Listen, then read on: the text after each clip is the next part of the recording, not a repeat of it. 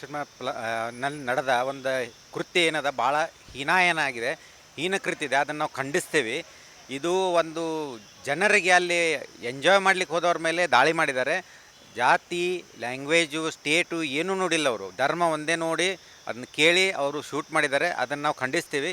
ಇದನ್ನು ನಮ್ಮ ಸೆಂಟ್ರಲ್ ಗೌರ್ಮೆಂಟ್ದವ್ರು ಭಾಳ ಸೀರಿಯಸ್ ತೊಗೊಂಡಿದ್ದಾರೆ. ಅವತ್ತೇ ಮೀಟಿಂಗ್ ಮಾಡಿ ಭಾಳ ಮುಖ್ಯವಾದ ಡಿಸಿಷನ್ ತೊಗೊಂಡಿದ್ದಾರೆ. ಅವರು ನದಿ ನೀರನ್ನು ಬಂದ್ ಮಾಡಿದ್ದಾರೆ, ಮತ್ತು ವೀಸಾ ಬಂದ್ ಮಾಡಿದ್ದಾರೆ, ಮತ್ತು ಇಲ್ಲಿದ್ದ ಪಾಕಿಸ್ತಾನದ ಎಲ್ಲ ಜನರಿಗೆ 1ನೇ ತಾರೀಕು ಒಳಗಾಗಿ ಪಾಕಿಸ್ತಾನ ಮುಟ್ಬೇಕಂತ ಹೇಳಿದ್ದಾರೆ. ಮತ್ತು ಈಗಾಗಲೇ ತಾವೆಲ್ಲ ವಿಡಿಯೋ ನೋಡಿರ್ಬೋದು, ಎಲ್ಲ ನಮ್ಮ ಮಿಲಿಟ್ರಿ ವೆಹಿಕಲ್ಗಳು ಕಾಶ್ಮೀರದತ್ತ ದಾಪುಗಾಲು ಹಾಕ್ತಾ ಇದ್ದಾವೆ. ಇದು ಒಂದು ಅವರು ಮೊನ್ನೆ ಮೋದಿಯವರು ಹೇಳಿದ ಪ್ರಕಾರ ನಾವು ಇದನ್ನು ಬಿಡೋದಿಲ್ಲ.